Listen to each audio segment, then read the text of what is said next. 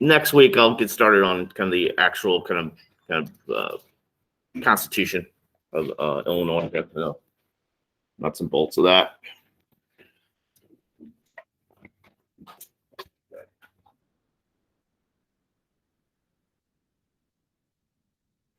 All right, so this is kind of historical cliff notes here, getting us to essentially kind of 1818, which is the year Illinois officially becomes a state. All right.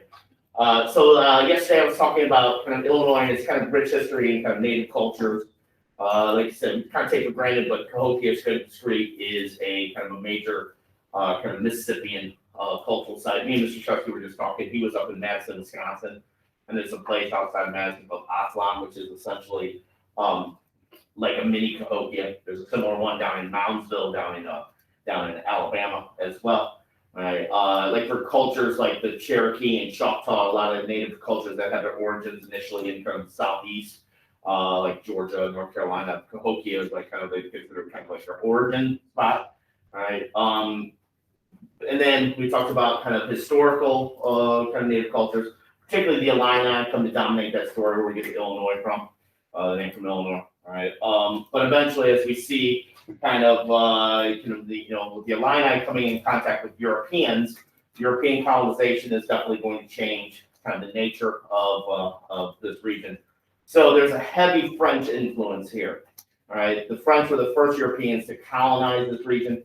If you ever go to Marquette, like the state park, and the first kind of Europeans to kind of colonize or at least explore this area are Marquette and Joliet. Marquette was a Jesuit missionary, and Joliet was basically a map maker, explorer, fur trapper on that. They made it all the way down to Mississippi. They got to a point past Illinois until they came in contact with probably with the Spanish. All right. They laid claim to this area. At one point, the kind of entire region, before it was known as Illinois, was kind of claimed for the King of France. All right, so that's why we played all the way down to Louisiana. All right, so essentially, they were the ones who came in contact. They were the ones who first, like, kind of in the journal, so they Marquette talked about kind of seeing the Piasaw bird. Right, and they were able to kind of, as they kind of made contact with the Illini kind of developed a kind of a kinship, if you will, with the French. So we start to see all these kind of cultures, like in the British in the east, the French here, and the kind of the Ohio Valley, Mississippi Valley there. Eventually, that's going to come to a head there. All right. So this part was kind of referred to as New France. New France essentially was the kind of, and the claims were somewhat disputed between the English and the French at times. It really included was essentially Quebec and Canada all the way down kind of through the Great Lakes down into Louisiana. All right, and so this was all part of the kind of the claim that the French had. Around here, a city that was kind of like kind of the center of kind of the French settlement was Cahokia. Cahokia was established by the French in 1696, initially by Jesuits. There's a church, I think it's Holy Family down there in Cahokia, which is considered the, I think, one of the oldest kind of like Catholic churches in the United States. Cahokia became a kind of administrative center at one point for the French here. So 1696 is usually the kind of the date they give where Cahokia is established. If you go there, there's Cahokia. They still have some of this is the kind of the courthouse there, the old courthouse. This one is a replica of the one that was built in the 1700s. All right. You had the French kind of like primarily farming and agriculture, but also a bit of mining. And with that, we also see the first Africans brought to the Illinois region. They were brought in this area by a guy named Philip Renault. Renault was a businessman. He was associated as a courtier in the court of King Louis XV in France. He initially went to the Caribbean, then came to Illinois Territory, was kind of chartered some land. He brought a number of Africans with him from the Caribbean to work in the lead mines. All right, so this is, and the Jesuits, who are the ones also like St. Louis across the river, kind of established there. The Jesuits do have kind of a bit of a history of kind of education and kind of Christian missionary, but also the use of slaves was something somewhat controversial there. So 1720 is also the time when we see a kind of a fort that was built in what is now Randolph County, Fort de Chartres, which was the largest fort built by the French. Eventually, that becomes the administrative center, particularly for the kind of the southern part of the Illinois region here. Every year, Fort de Chartres, they have something called a rendezvous down there, where they kind of do historical reenactment stuff and that. I'm sure I don't know, I remember when I was a kid, we used to go to like grade school, they do field trips there. I don't know if they did that here or not, I guess we're people down there, but they have like, the much of the kind of original fort was there. This is the entranceway which they kind of recreated. All right, every year they have this kind of ceremony at the rendezvous where they commemorate the kind of transition from French to British rule. That's because in the French and Indian War, the French are going to lose their colonial claim to this region. As a result, after this, the British are going to control the Illinois territory. So at the rendezvous, they'll take down the fleur-de-lis, the French flag that I have up there, and they'll put up the Union Jack, the British flag. While there was no major battles ever fought here, most of the French and Indian War was fought along the East Coast in that area. This was, kind of forcing the French over into what is now Missouri, and St. Louis, in that area there. The British had a little bit of a harder time kind of colonizing this area.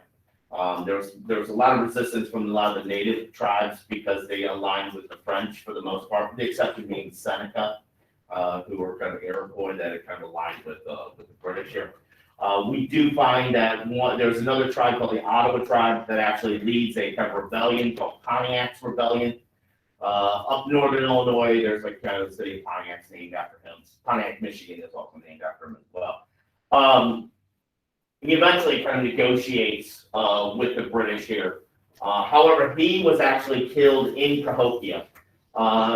Actually, somebody paid I believe it was a member of the Illini tribe, paid him, from the Peoria tribe, from the Illini. The guy was apparently given a barrel of whiskey to basically kill Pontiac. Pontiac was actually wearing basically a kind of a French military jacket that was given to him by the French kind of main commander general during the French and Indian War, a guy named General Montcalm. So there's a little bit of a connection here with Pontiac, but most of the fighting against the British was Pontiac's rebellion primarily in the northern part. And then fast forward to the American Revolution here. There was actually a couple battles in Illinois during the American Revolution. The guy that's most associated with the American Revolution here in Illinois is George Rogers Clark. He was trying to kind of like take this from the British, and most of the emphasis was there down here in the southern part of the state. Later, his brother is the one who goes on the expedition, on the Lewis and Clark expedition. That is like by Alton there, they have the Lewis and Clark kind of like interpretive center. So there was a battle, probably the closest battle, like maybe two battles here, but the closest battle is kind of associated in this area is the Battle of Kaskaskia.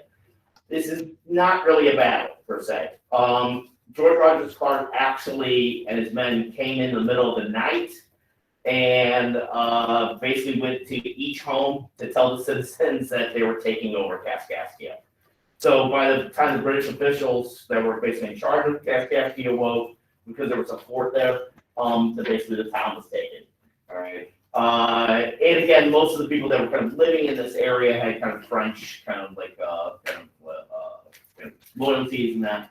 So it was pretty much a battle that really there was no shots that were taken. And then later, Clark went on to take Cahokia, Prairie du Rocher, and then the State Village, which was essentially established by Philip Renault there. There's a bell in Kaskaskia there called the Liberty Bell of the West. And then a battle, the last battle, was close to the Indiana border, Battle of Sackville. There was a bit of fighting there, but not major, not much. So Illinois there was a couple battles there. This is the Liberty Bell of the West. They have this in Kaskaskia there. So when George Rogers Clark, after the town had basically surrendered, was famously kind of rang the bell. But they still have it. They still have it in Kaskaskia. And then after the American Revolution, after we talked about kind of with the after the Treaty of Paris, Illinois became part of Virginia. What they did was they basically extended the borders west of the states that were in the east. So Virginia kind of took over like what was essentially kind of Kentucky and Illinois for a good period of time. However, it was a little for Virginia. And again, we talked about with the kind of after the Revolution, trying to basically get your footing, just coming a new country, and we have with the Arms Confederation this whole idea of states, almost independent countries. Virginia was kind of tough to govern this area, and it was far away. This was the West. This was the frontier, right? So the federal government had to kind of step in, right? Actually, at the Treaty of Paris after the American Revolution, the American government that was negotiating was actually willing to actually give Illinois back to the British in return for having fishing rights in kind of close around Canada. And the British actually decided to let the Americans keep Illinois with the sense that it will keep them closer to them rather than to the French. All right. So what happens in 1787 here is the federal government steps in and issues something called the Northwest Ordinance. This was something to basically try to determine how a territory, these areas like Michigan, Wisconsin, Indiana, Illinois, Kentucky, and all that, how they will become in the further down the line become for statehood. There was basically stipulations there. You had to have a population of at least 9,000 to be classified as a territory. All right, and then once you hit that, you had to have 60,000 to apply for statehood. All right. Also, the idea behind this is that slavery was not allowed. There'd be no expansion of slavery. Although Illinois, particularly the southern part of the state, they kind of round that by referring to it as indentured servitude, particularly in southern Illinois. Around the Civil War, there was actually a movement of a number of people to try to secede from Illinois. But there was some slaveholders down in the southern part of Illinois, many of them coming from Kentucky, and that they were going to call it Little Egypt. It didn't really kind of catch on, but there was definitely movement there. Education was being encouraged. There was supposed to be freedom of rights and due process and all that other stuff. So initially, Illinois didn't have the population. So Illinois initially was part of Indiana territory. And then when Indiana kind of gained its statehood, Illinois became kind of a territory. All right. And then, like I said, before that, there was a number of cities that were essentially founded in this period as well. Chicago was founded by a guy named Jean-Baptiste Dussaville, who was a Haitian immigrant. He was mulatto, so he was half black, half white. He married a Padawan Indian woman. Matter of fact, got married in St. Charles, Missouri. Right, had some French connections there. He's the one who's first kind of settled around what we call Chicago here. So Chicago, you don't really kind of talk about it, is founded by basically kind of this more Haitian immigrant for the most part. And then a guy who was basically kind of established a ferry service from the Illinois side over into the French settlement of St. Louis, a guy named James Piggott. He establishes something that was initially referred to as Illinois Town, later it's referred to as St. Louis. And then the first county in Illinois, at one point was the only county in Illinois, was St. Clair County. Matter of fact, St. Clair County was so large it actually extended to the Canadian border. All right, so this is kind of Illinois is established as the first county. Cahokia initially was kind of the county seat, and then it was later moved to Belleville. All right, so these cities were founded. Other ones were founded and chartered right around this time before actually Illinois became a state. All right, and then in 1818, like I said, Illinois becomes our 21st state in the Union. It was admitted the same year Wisconsin was. All right. Now there was some debate here on where the border should be. Luckily, the border was moved a bit further north. If it wasn't for that case, then Chicago would be part of Wisconsin. I know people down here complain about we just get rid of Chicago. If Illinois didn't have Chicago, we'd be like Iowa. All right, so we should be, we should be fortunate that they moved the kind of the latitude line a little bit north. The first capital of Illinois, which most of the population was in the southern part of the state initially, was Kaskaskia. That only lasted about a year, and then it was moved a little bit further north to Vandalia, and then later, obviously, Springfield. So we've had three capitals. I think that's a question on the Illinois Constitution. What were the three capitals, something like that. So up until the I think it was like the 1850s, around. Vandalia was the capital. And like in, this is the kind of the map situation that we have at the time that Illinois becomes a state. Like I said, I think in Wisconsin is that just kind of a little bit later, maybe 1819. But we see Ohio, Indiana, Illinois, these were all part of what they call kind of like the Northwest Territory. So we're kind of the western part. And this is the State House, what's left of the State House in Vandalia, the original State House that they had there. And then other cities that were added soon after kind of statehood around here. Edwardsville, which was named after Neenan Edwards, who was the second governor of Illinois. The first one was Shadrach Bond. That was officially chartered as a city in 1819. Belleville, which is ironically a name, French term for beautiful city, that was chartered in 1819, although the founding was a few years earlier. They had their bicentennial of that. And then Alton was chartered in 1820. This was named after a guy named Alton Easton, who was the son of the kind of initial kind of town founder named Rufus Easton. So those three cities basically officially kind of like chartered as cities in the state of Illinois soon after Illinois becomes a state. And then closer to us, we got Granite City was founded soon after that. It was known as 6 Mile Prairie before it was chartered as a city as Granite City. And then Collinsville, we have a period here in Collinsville. Collinsville's going to be chartered a little bit later, but it was first settled by a guy named John Cook. And then his land was eventually purchased by these brothers from Connecticut, called the Collins Brothers, hence the name. But initially, the original name of Collinsville was supposed to be Unionville. When they went to charter up to the capital there to have the city officially chartered, another town of Unionville was already picked. So they had to pick. So Collinsville was actually the second name for the town, essentially.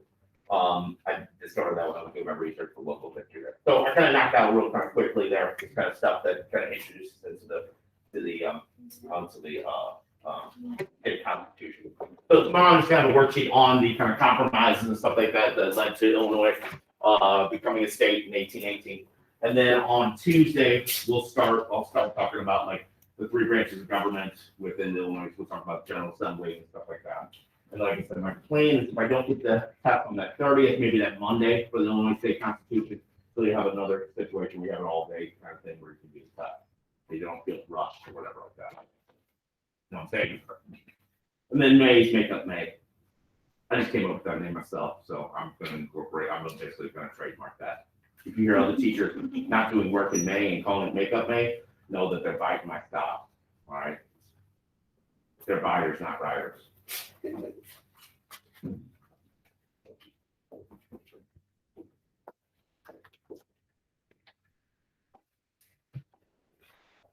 you guys get that at home?